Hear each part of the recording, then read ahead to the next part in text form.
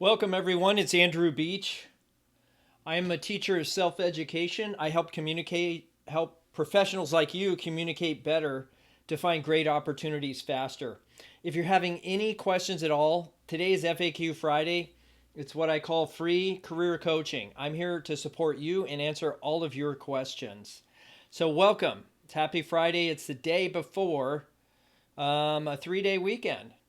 So I think many of you are probably planning, at least here in the States, to do something fun and exciting this weekend. So whatever that is, I hope you're safe in doing that.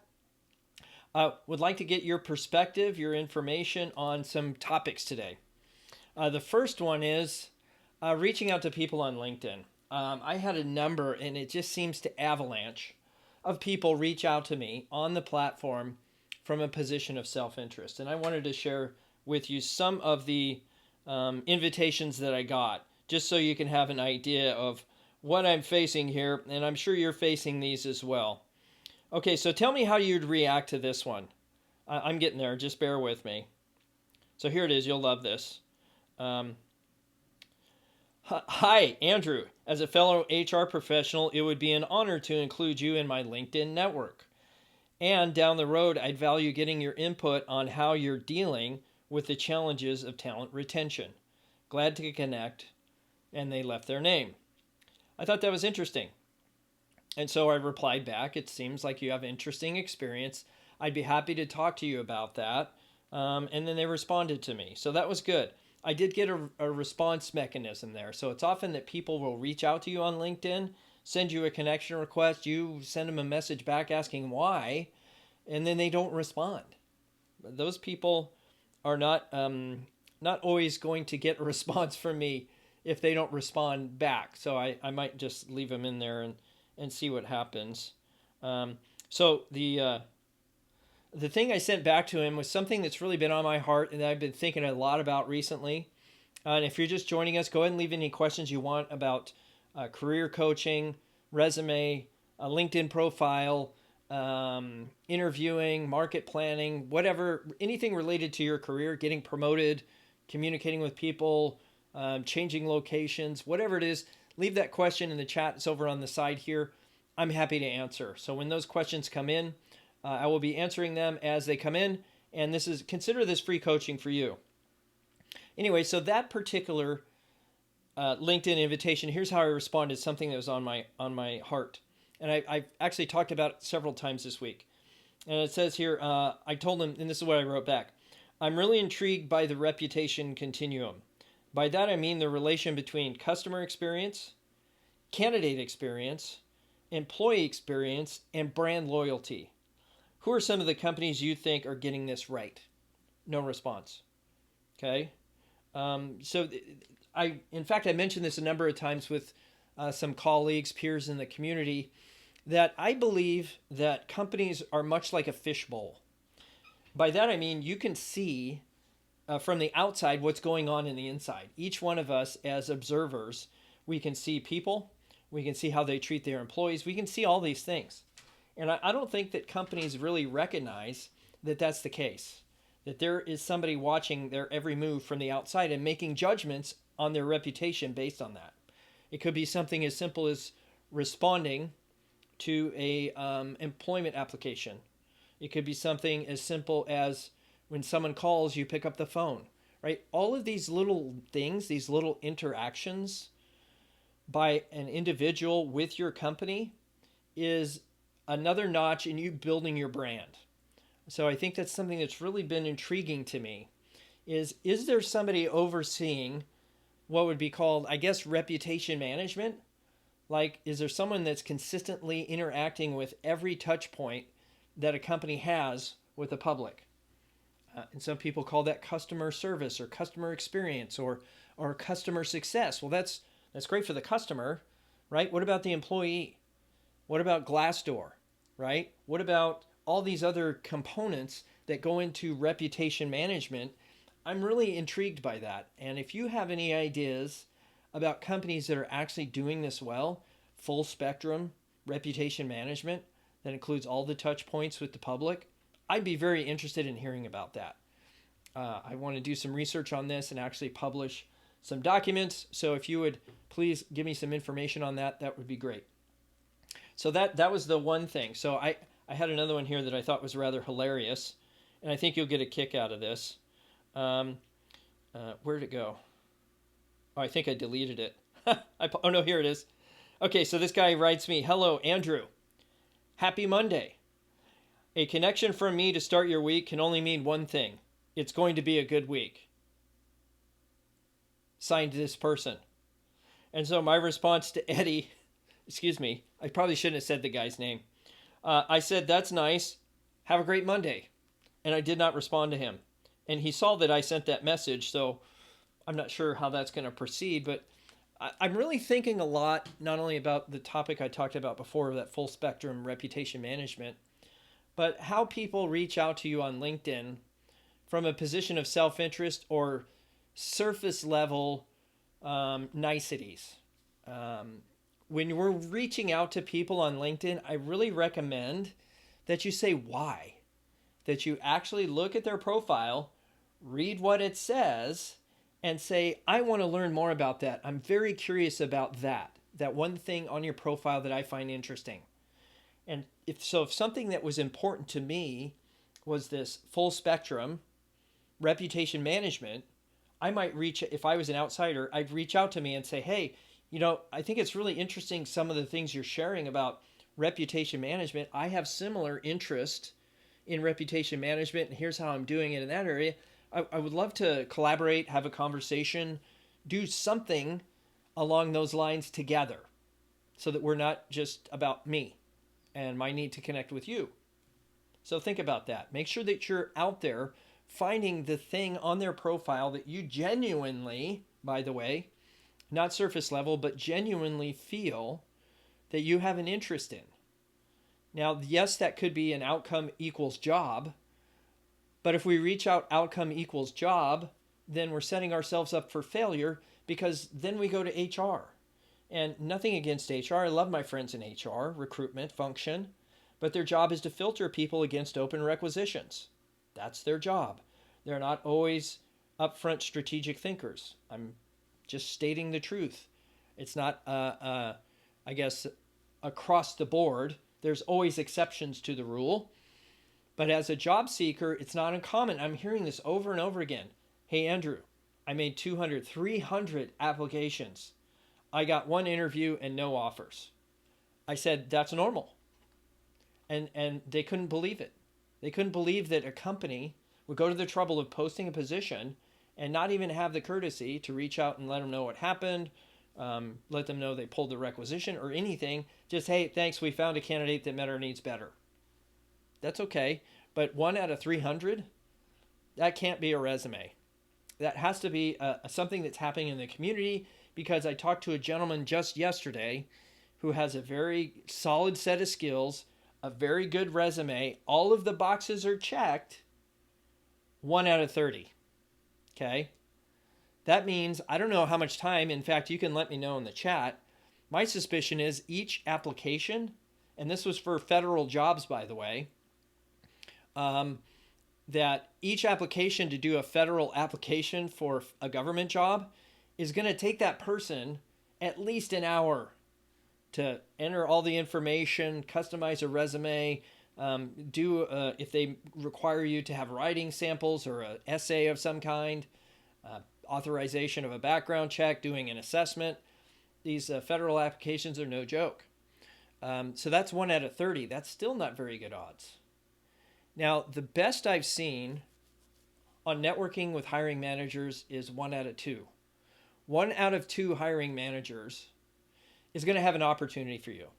Now, does that mean you're actually going to get a job? No, it doesn't. It just means they have an opportunity. Does that mean they have a fit for you? No, it doesn't mean they have a fit for you. It means they have an opportunity. But if I'm comparing 1 out of 2 to 1 out of 30, at the best, I've seen 1 out of 300. Okay, even in a good market, even in this market, right? Tightest unemployment, people still aren't getting hired.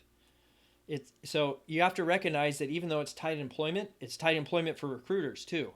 I've seen a lot of recruiters, at least in my network, that have moved companies 3 times in the last year and a half. That's not even a year tenure at each company, okay? that means that they're having churn and they're overworked, and it's a vicious cycle. To rely on HR recruitment to get me a job outside of HR recruitment is maybe not time well spent. So when you do, I guess the moral of that story is reach out to people on LinkedIn from a position of mutual interest, leaning toward interest in the other person. And then just ask for a conversation. Don't expect them to look at your resume or hand you a job. Okay. Again, if you have any questions, go ahead and leave those in the chat. I'm happy to answer any questions that you have. You can use the hashtags that are there. Red Quorama, that allows me to search out that hashtag because virtually nobody's using it. So it's easy for me to search that hashtag and answer any questions that come up after the stream.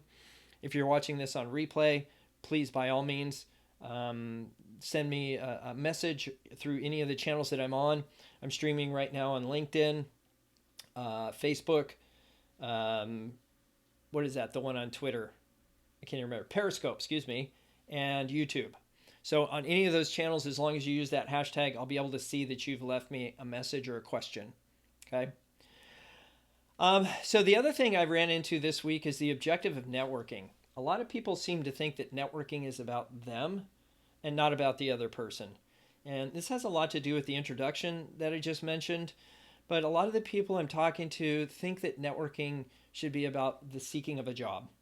And if I make it about the seeking of a job, again, that's going to hand me off to human resources. So if I turn the tables on that, what I'd really like to see is the objective be about information, advice, connection to new people. Let me say that again. Information, advice, connection to new people. When I reach out to somebody new in my network and I want to have a conversation with them, it's not about a job. It's not even about me. It's about information, advice, connection to other people. Very low stakes. In fact, I have a book. I'd recommend. Hang on, let me get off my shelf really quick. I'd have a book I'd recommend. And in fact, this is by an author that I actually reached out to see if he could get it published again, because it's out of print. And so I will just show this really quick on the screen, and y'all can take a look at it. Okay, this is bar none probably the best. Well, I'm going to say this is the best recipe book for networking.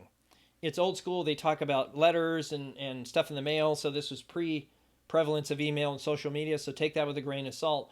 But the approach, the techniques, the actual execution of the network meeting is actually spot on. Still is. Okay.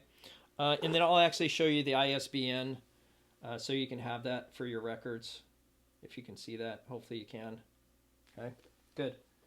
Write that down. Networking. It's by Douglas B. Richardson. Douglas B. Richardson. Yep, that would be the one. Published by Wiley & Sons. It's out of print. I think you could get used at least you used to be able to. You get used copies on Amazon for like a penny or $1, and shipping is like $8. So for under $10, you could have access to one of the best books, in my opinion, on how to network. And there's many books that tell you why you should network and experiences people have had. But this is the first book I've run into that actually gave you a step-by-step approach. And I've read lots of books on networking and sales because they're virtually synonymous. Okay? So think of the objectives you're having for networking. Make it about the other person and something related to maybe even a project you're working on. We talk a lot about this on Job Seekers Radio. Scott and I talk about having a project you're working on. So the project I'm working on could be, if I'm out of work, my project might be a passion project. I don't know, like building a skyscraper, whatever that looks like. So if that's you, just come up with a project that you think is going to be leading you to the right people. And so I might be the type of person that's really interested in finding somebody that knows full spectrum reputation management. Okay, so that's something to think about. So always have an objective with networking that doesn't involve you or a job. Make it mutual, right? Leaning to the other party. The other thing I would encourage you is that we're coming into the holidays here, and we have a holiday week next week, of course. So that's another thing I would encourage you is that often people think, hey, it's a holiday, nobody's hiring. Or hey, it's a holiday, oh, they're busy, they're not going to hire anybody. I've had people get job offers on Thanksgiving. Okay. Um, in fact, I used to sell a lot of real estate back in the day, and the number one month for corporate relocation is January. That means people are buying homes during the holidays. So the conventional wisdom was nobody sells homes in the holidays. Well, nobody's selling their home in the holidays, but there's certainly people buying homes in the holidays, and the same is true in recruitment. Okay, any day is a good day to get a job offer, in my opinion. So any day is a good day to network, to reach out to people. Don't let that stop you. It just means you're probably going to reach out to more people before you get a response. That's all that means. But the responses you get are going to be people that want to get somebody onboarded quickly. If it's during the holidays and they have a need, maybe somebody retired, moved out of the area, got relocated, upgraded, or promoted, whatever that looks like. So just know that there's lots of ways that you can move forward, even in the holidays. In fact, there's a lot of events that go on during the holidays that is good, what I would call top of funnel activity, where you're actually adding new people to your network. It happens kind of on accident, but it can be a little more organic that way. And so you might bump into somebody, say, at an event, a summer concert in the park, or a bike ride, that sort of thing. So every person you run into is a conduit to 250 people you don't know. Just judging people by their status, or what they wear, or what car they drive, or what bicycle they ride, or the fact that they ride the bus is not relevant. Everybody is connected to 250 people you don't know. And so don't think that that person isn't valuable. The question is, how valuable are they, and how quickly can you find that out? That's where networking with purpose matters. Okay. If you have any questions, go ahead and leave those in the chat. Happy to answer. Chat's over on the side here. Looks like we have 4 people watching. Excellent. LinkedIn, you're rocking it. Okay. So it sounds like we got some good people on LinkedIn. If you're on LinkedIn, go ahead and leave me a message in the chat. Let me know any questions you have, any topics you want me to address during the stream. I'm here every Friday, 3 p.m. Pacific time, to answer your questions regards career. So go ahead and leave those questions in the chat. I'm happy to answer, give you a perspective, give you some ideas on how to make your career better. Okay? Go ahead and put those in the chat. The other thing is we actually have a couple of new episodes on jobseekersradio.com. The first one I mentioned last week was Keeping Your Network Alive. That's now live. It went live on Monday. So go to jobseekersradio.com/listen. In fact, I'll put that in the chat. jobseekersradio.com/listen. Okay. I'll put that in the chat so you can have it for your records. And so that was a good one. Scott and I talked a lot about how to keep your network alive even though you're working, and what does that look like, and how do you balance things, and how do you make it easy. That's all really important stuff. Now, that can also be very strategic, especially inside your organization if you're looking to get promoted. So keep that in mind. The next one I have coming up this next week is a Q&A episode where Scott and I answer a number of questions related to, how much is applying too much to an organization. Okay? So if you have any questions at all, please leave those in the chat. If I don't get any questions here soon, then I will go ahead and sign off. And I wish you all a great weekend, and that you stay safe. And all our kids are going back to school here where I live. So my kids are going back to school, and so I wish you all the best. Hope you have a great weekend, and enjoy the end of your summer and headed into fall. And I hope you have a great holiday. Thank you, everybody.